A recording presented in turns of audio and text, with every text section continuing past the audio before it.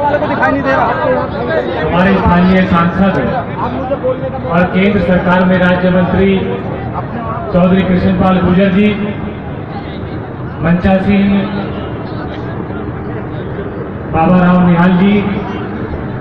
Ward number 23 से पार्षद बहन गीता रक्षवाल जी, आपके इस पूरे क्षेत्र से पूर्व में यहाँ से पार्षद रहे, भारतीय जनता पार्टी के जिला के महामंत्री रहे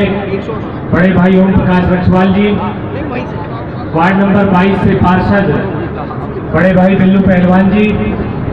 वार्ड नंबर 26 से पार्षद भाई अजय बैसला जी, वार्ड नंबर 24 से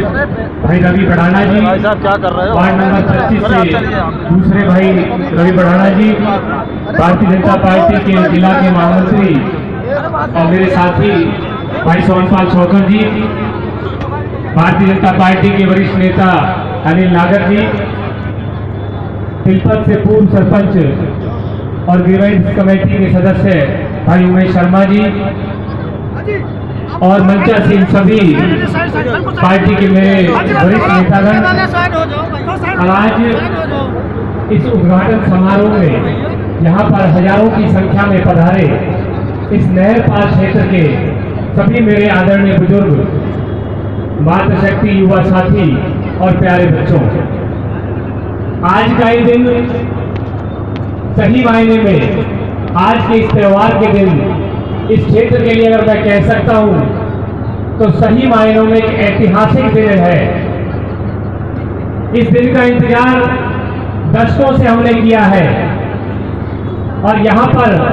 पल्ला से लेकर बसंतपुर और तिलपत के लोगों के लिए जो कई दशकों से यहाँ पर जाम की समस्या बनी रहती थी, उससे निजात दिलाने के लिए आज ये सेहतपुर पुल का निर्माण जो रिकॉर्ड अवधि में इस सरकार में हुआ, उसके लिए मैं इस क्षेत्र के तीन नहीं बल्कि चारों पार्षदों को, माननीय मंत्री जी को और समस्त क्षेत्र के लोगों को, आप सबको हार्दिक बधाई और शुभकामनाएं देता हूं कि इतनी बड़ी समस्या जो रोजाना हमें घंटों जाम में खड़ा होना पड़ता था, उससे इस पुल के माध्यम से हमें निजात मिलेगी। और इस पुल के निर्माण में जिस तेजी से यहाँ पर कार्य हुआ, उसके लिए मैं विशेष तौर पर आज यहाँ सिंचाई विभाग के हमारे अधिकारी हैं, एक्शन साहब हैं, हरियाणा से रावत साहब, यूपी से छोकर जी आए हैं, एससी साहब हैं, इनका भी आप तहे दिल से धन्यवाद और आभार प्रकट करता हूँ कि न केवल एक 4 लेन का पुल इस सरकार में इसका निर्माण हुआ, बल्कि इसको रिकॉर्ड अवधि में पूरा भी कराया गया। भाई ओम प्रकाश जी ने इस क्षेत्र के लिए भी एक मांग रखी थी कि इस पुल के साथ साथ यहाँ पर जो 100 फुट का रोड है उसको भी तिलपत तक बनाया जाए। तो मैं बताना चाहता हूँ कि आपके क्षेत्र के चारों पार्षदों ने ये बात आपकी पहले ही माननीय मंत्री जी के समक्ष रख चुके हैं और माननीय मंत्री जी ने इस रास्ते के लिए, इस रोड के निर्माण के लिए यहाँ पुल से लेकर और तिलपत गांव तक इसके एस्टीमेट पहले ही मंजूर करा दिए हैं, जिसके टेंडर भी बहुत जल्द लगने जा रहे हैं। आज ये पुल का निर्माण उन लोगों को करारा जवाब है जो कहते हैं कि तिगांव विधानसभा क्षेत्र में इस भारतीय जनता पार्टी की मनोहर लाल जी की सरकार में कोई ईंट नहीं लगी। हर महीने आप देखते हैं कि इस नहर पर कोई ना कोई नए पुल का निर्माण होता है। चाहे पहले 26 नंबर वार्ड में एतमादपुर पुल की बात करें, बसंतपुर में 2.5 करोड़ की लागत से बनने वाले दिल्ली से जोड़ने वाले पुल की बात करें, यहाँ पर इरिगेशन विभाग का जो नाला 6 करोड़ की लागत से जिसको पक्का कराया जा रहा है, जिससे इस क्षेत्र की तमाम कॉलोनियों के पानी की निकासी का प्रबंध होगा, उसकी बात करें, या आज पल्ला गांव में 4.5 करोड़ की लागत से एक डिस्पोजल बन के तैयार होने जा रहा है, उससे पानी की निकासी की बात करें, तो ये सब उनके लिए जवाब है जो कहते हैं कि इस क्षेत्र में कभी यहाँ पर कोई विकास नहीं हुआ।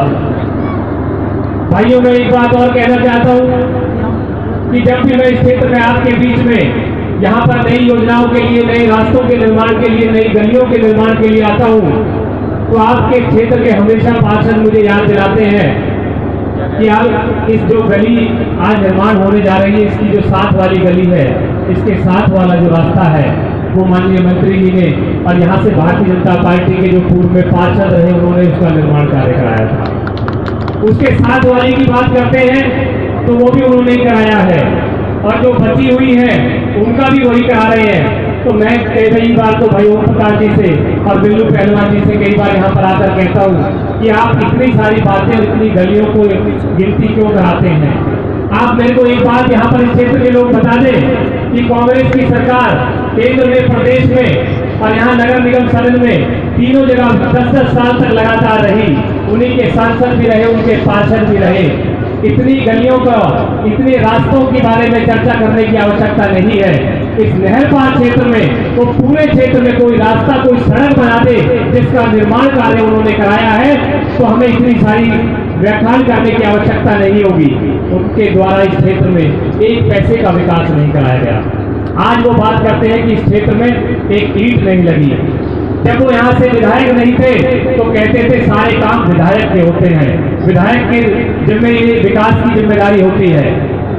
और जब आज यहाँ से विधायक हैं तो कहते हैं कि सरकार कुछ नहीं कर रही। तो भाइयों, कुछ लोगों के साथ ईश्वर ने ऐसा किया है कि उनके साथ तो कोई ना कोई बीमारी लगी रहेगी, कभी वो विधायक नहीं रहेंगे, कभी उनकी सरकार नहीं रहेगी।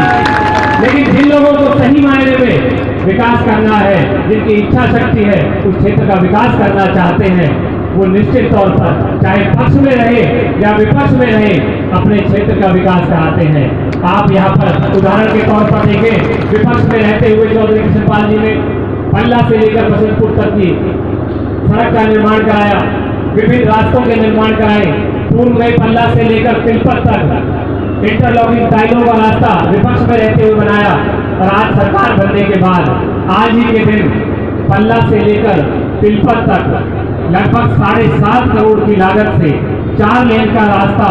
बाबा सूरदास की मंदिर तक, जो हम सभी की आस्था का केंद्र है, वहां के लिए उसका शिलान्यास किया है। और न केवल शिलान्यास किया है, आज जो शिलान्यास हो रहे हैं उनका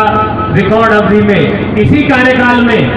हम इनको पूरा भी कराएंगे। जैसे ये लोग कहते हैं कि हमारे द्वारा लाई हुई योजनाओं को आप फीते काट रहे हैं, हम निश्चित तौर पर जो योजना इस सरकार में लाएंगे, इसी सरकार में उन योजनाओं को पूरा करेंगे। पहली बात तो आप ही लोग इनको कोई मौका नहीं देने वाले, चाहे ये चुनाव अगला हो जाए कि ये फीता काट सके, लेकिन हम निश्चित तौर पर मैं कह सकता हूं कि इसी सरकार में जो भी योजनाएं लाएंगे उनको पूरा करने का कार्य भी इसी सरकार में करके दिखाएंगे। आज से पूर्व किसी भी इस क्षेत्र के नेता ने, पूर्व की सरकारों ने कभी ये सोच नहीं रखी कि शहर की तर्ज पर हमारी कॉलोनियों में रहने वाले भाई बहनों को भी एक कम्युनिटी सेंटर की आवश्यकता होती है। उनको भी अपनी बहन बेटी की शादी में लाखों रुपए खर्चने का जिनमें सामर्थ्य नहीं है, वो कैसे उसका व्यवहार करें। तो इस क्षेत्र की समस्या को देखते हुए आपके इस क्षेत्र में 3 कम्युनिटी सेंटर, जिसमें श्याम कॉलोनी में कम्युनिटी सेंटर बनकर तैयार हो चुका है। आज वार्ड नंबर 23 और 24 में एक ऐसे आधुनिक कम्युनिटी सेंटर पहली बार इस क्षेत्र के लिए बनने जा रहे हैं। लगभग 2.5 करोड़ की लागत से आधुनिक कम्युनिटी सेंटर, जैसे आपने सेक्टरों में देखे होंगे, जैसे आपने शहरों में देखे होंगे, बल्कि मैं कह सकता हूँ ऐसे कम्युनिटी सेंटर तो आज से पहले सेक्टरों में भी कहीं नहीं दिखाई देते, जो 2.5 करोड़ की लागत से बने हो। पहली बार इस नहर पार क्षेत्र के लिए ऐसे कम्युनिटी सेंटर की व्यवस्था की तो चौधरी कृष्णपाल गुर्जर जी ने की, आपके क्षेत्र के यहाँ के भारतीय जनता पार्टी के पार्षदों ने की। यहाँ पर आज छठ घाट की अगर हम बात करते हैं तो सूर्यनगर में इस क्षेत्र का पहला छठ घाट माननीय मंत्री जी ने इस क्षेत्र के लोगों के लिए जिसका निर्माण किया। उसी तर्ज पर आज श्याम कॉलोनी में एक और छठ घाट, ओम इनक्लेव में एक और छठ घाट। आज से पहले भी आप लोगों ने हमेशा छठ घाट की मांग की थी, लेकिन उसके ऊपर अगर गौर की, उसके ऊपर अपना आशीर्वाद दिया, इस क्षेत्र में नए नए विभिन्न छठ घाट लाने का अगर कार्य किया तो हमारी भारतीय जनता पार्टी के आदरणीय मनोहर लाल जी की सरकार ने किया। क्योंकि हमारे आदरणीय प्रधानमंत्री जी ने कहा है कि सबका साथ और सबका विकास। आज आप कहीं भी देखें जहां पर आज विकास कार्य शुरू होता है, जिस भी कॉलोनी में विकास की शुरुआत होती है, आपके रास्तों को पक्का करने का हम जहां पर कार्य करते हैं, तो वहां पर सारी गलियों को एक साथ पक्का कराने का हम कार्य करते हैं। क्योंकि हमारे आदरणीय प्रधानमंत्री जी ने लोकसभा के समय में कहा था कि बिना भेदभाव के एक समान विकास इस पूरे देश में होना चाहिए। तो इस क्षेत्र में उन्हीं की बात को आगे रखते हुए बिना भेदभाव के कौन किस पार्टी से संबंधित है, कौन किस गली में रहता है, बिना इस बात की चिंता किए पूरे क्षेत्र का एक समान विकास हो, इसकी चिंता हमारी भारतीय जनता पार्टी की हरियाणा प्रदेश की सरकार ने की है। आज कहने को तो बहुत सारी बातें हैं, लेकिन मैं केवल इतना कहना चाहता हूं कि आज अगर इस क्षेत्र में बल्ला से लेकर बसंतपुर और तिलपर क्षेत्र की कॉलोनियों की अगर बात करें, तो यहाँ पर पूर्व की सरकारों में जो प्रतिनिधि चुनकर जाते थे, उनका केवल एक ही बात मिलती थी, चुनाव तक तो वो आपकी कॉलोनियों को नियमित कराते थे, पक्का कराते थे, और जैसे ही चुनाव जीत जाता था और जब उनके पास जाकर अपनी कॉलोनी के विकास की हम बात मांग करते थे, तो उनका जवाब होता था कि कॉलोनी नियमित नहीं है, पक्की नहीं हुए, इसलिए विकास कार्य नहीं हो सकते। लेकिन आज जब से हरियाणा में भारतीय जनता पार्टी की सरकार आपके आशीर्वाद से बनी है, तो आप देखें, चाहे शिव कॉलोनी से शुरू होकर शास्त्री कॉलोनी की बात करें, ओम एनक्लेव की बात करें या पंचशील कॉलोनी की बात करें, हर जगह आज विकास का पहिया तेजी से चल रहा है। आज ये विकास कैसे संभव हो पाया, करोड़ों की ग्रांट इस क्षेत्र के लिए कैसे आती है, उसका केवल एक कारण है, जो पूर्व की सरकारों में भ्रष्टाचार के माध्यम से पैसा अधिकारियों और नेताओं की जेबों में जाता था, आज वो पैसा आप क्षेत्र के लोगों के विकास में काम आता है। ऐसी व्यवस्था हमारी केंद्र के प्रदेश की सरकार ने करी है।